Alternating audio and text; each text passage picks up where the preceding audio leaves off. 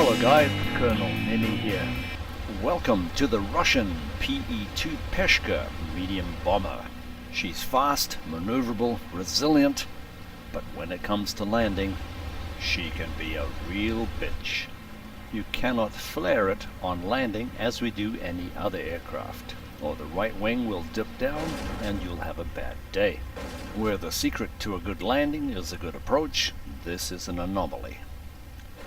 And if you're relatively new to the game and need to look at the basics, take a look at my how to fly videos, the tutorial on approaches and landings. And here again in the flare, the right wing wants to stall. So I like to approach at about 170 and keep the speed at 170 right through the touchdown. But how do you do that? The danger flag should go up when you get near 150, you're about to lose that right wing. Normally, most approaches are made with the power at idle or pulling the power off as we flare. But on the Pe-2, we're going to have to keep the power up and land with the power on and then reduce it once we touch down.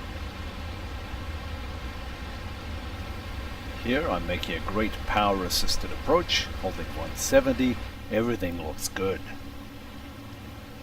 Except that this idiot is taxiing out onto the runway without looking. And all of a sudden I'm down at 150. To avoid him, I need to move to the left hand side of the runway, and I lose it. And at 150 this aircraft does not respond well to full power to allow you to go around.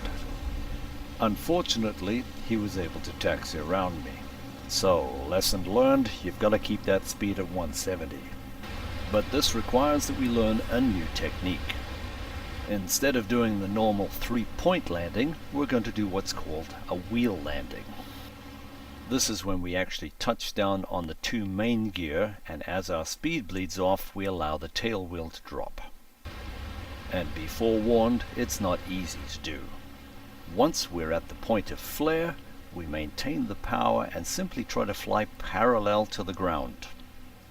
And if that's going smoothly, we simply pull the power back very, very gently. The downside is that you use up an awful lot of runway, but you get down in one piece. The second problem we have is trimming correctly to prevent porpoising. So use 100% full nose down trim and you'll still be pushing forward to get her on the ground. You never want to be making abrupt changes just above the stall, above the ground. Now, battle damage, particularly on the right wing, is going to affect the amount of lift on that wing and going to want to cause that right wing to drop earlier. Even with the trim properly set, there can still be some porpoising with battle damage. So your solution, if you're damaged, is to keep more power on, because the added slipstream from the propellers keeps the control surfaces flying longer.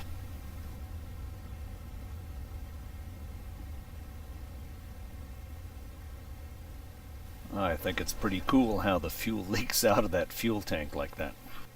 So this is the attitude you want for a wheel landing, and this is what it looks like from the cockpit. Notice where the horizon is in relation to the gun sight. If you can maintain this position, you'll simply drive it onto the ground.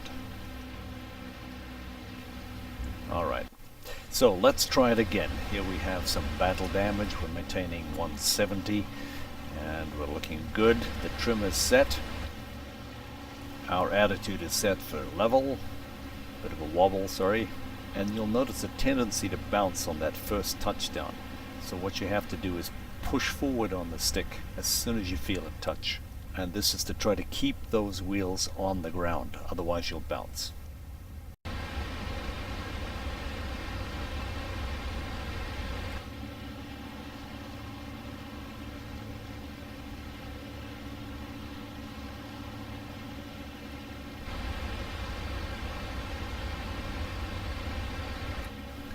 Okay, everything's set. We're going to fly at level, hold that attitude, and as we get there we're going to touch the wheels down and hold them down.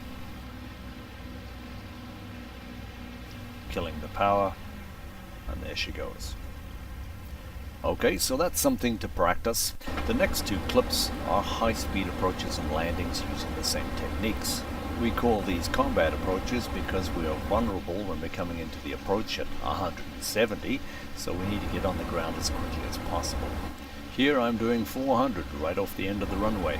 Notice how these barn door flaps reduce the speed very quickly.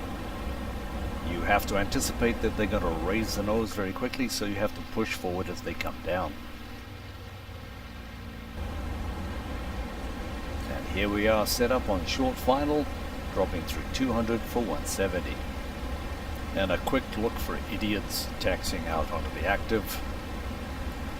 As an experiment, I decided not to use the trim and see if I could correct and fly it in by hand. And you can see the results.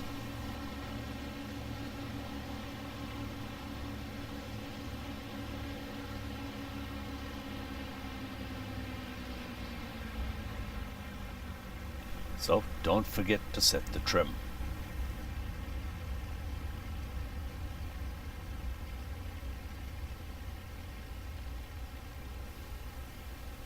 And the last clip is at night, coming in at 500.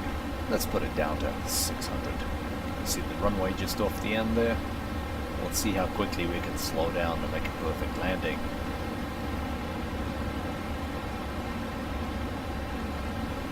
.500, adding flaps, pushing forward. And gear down. It's looking like a perfect approach. Speeds come back. We're all trimmed up. And this time, knowing everything I know about how to fly this airplane, we're going to try and do the normal 3-point landing.